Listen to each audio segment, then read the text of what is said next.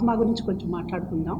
నేను doctor Rama, consultant paediatrician, Medicover hospital, Jagadamba. ఈ hospital మనం 20 ఇయర్స్ నుంచి ఇక్కడ జగదాంబ జంక్షన్ దగ్గర ఉంది. మనం అన్ని పీడియాట్రిక్ న్యూబార్న్ ప్రాబ్లమ్స్ ఇక్కడ డీల్ చేస్తాము.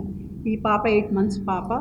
ఒక 2 months నుంచి కాఫ్, కోల్డ్, ఫీవర్, వామిటింగ్స్ హిస్టరీతో వచ్చింది.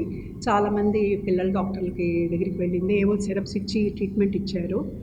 కానీ మనం ఇక్కడికి వచ్చాక బేబీస్కి కాఫ్ వచ్చినప్పుడు మనం ఐదర్ ఇట్ ఇస్ ఓన్లీ అప్పర్గా ఉందా, కింద కొక్కగా ఉందా లేదో చూసుకోవాలి. ఆ పాపను ఎగ్జామిన్ చేసినప్పుడు అప్పర్ రెస్పిరేటరీ ట్రాక్ట్ ఇన్ఫెక్షనే కాకుండా బయలెటరల్ లంగ్స్లో వీజు అవన్నీ ఉన్నాయి. ఈ పాపకి రికరెంట్గా 2 months నుంచి అస్తమాటికి వస్తుంది. ఏదో సిరప్లు వాడుతున్నారు, తగ్గుతుంది, మళ్ళీ ఇంక్రీజ్ అవ్వడం వల్ల మనం ఆస్తమా కింద సస్పెక్ట్ చేసి పాపని అప్పుడు బాగా ఎక్కువ వామిటింగ్స్ అయ్యాయి, ఫీవర్ ఉండి కొంచెం ఆయాస పడుతుందని చెప్పి అడ్మిట్ చేసి ఐవీ ఫ్లూయిడ్స్ పెట్టి యాంటీబయాటిక్స్ ఇచ్చి ఇన్హేలర్స్ ఇచ్చాము. ఏంటంటే ఆస్తమాకి చాలా మందికి ఏంటంటే ట్రీట్మెంట్ అన్నది ఇన్హేలర్స్. ఏంటంటే సిరప్లు ఇచ్చారనుకోండి, అవి కడుపులోకి వెళ్ళి కడుపులోంచి లంగ్స్లో, బ్లడ్లోకి వెళ్ళి బ్లడ్లోంచి లంగ్స్లోకి వెళ్తాయి. ఇన్హేలర్స్ అన్నవి డైరెక్ట్గా లంగ్స్లోకి వెళ్తాయి. మనం డోస్ ఇన్హేలర్స్లో మైక్రోగ్రామ్స్లో ఇస్తాం, సిరప్లో మిల్లీగ్రామ్స్లో ఉంటాయి. 1 milligram is equal to 1000 micrograms. So మనం డోస్ ఇచ్చేది తక్కువ ఇస్తాము, డైరెక్ట్గా లంగ్స్కి వెళ్తాయి. అది వెంటనే ఎఫెక్ట్ ఉంటుంది, సైడ్ ఎఫెక్ట్స్ కూడా తక్కువ ఉంటాయి.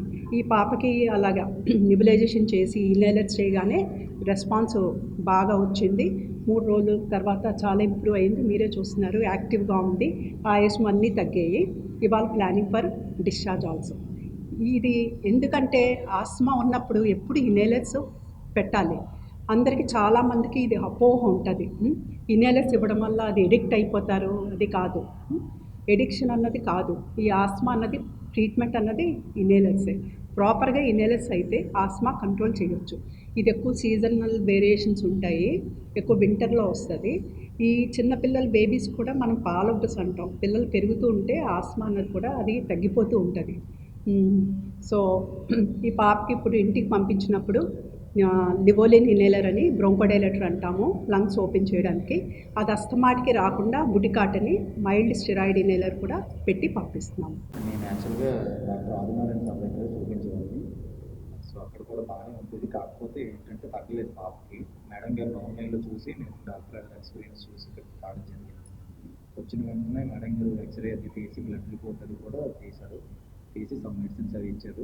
నెక్స్ట్ డే బ్లడ్ రిపోర్ట్ రాగానే కలెక్ట్ చేసుకుని మేడం గారికి రావడం హాస్పిటల్ అడ్మిట్ అవ్వమని చెప్పారు.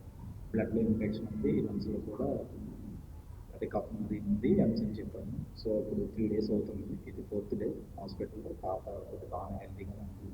4th dayలో ఫీజు వరకు బాగానే ఉంది.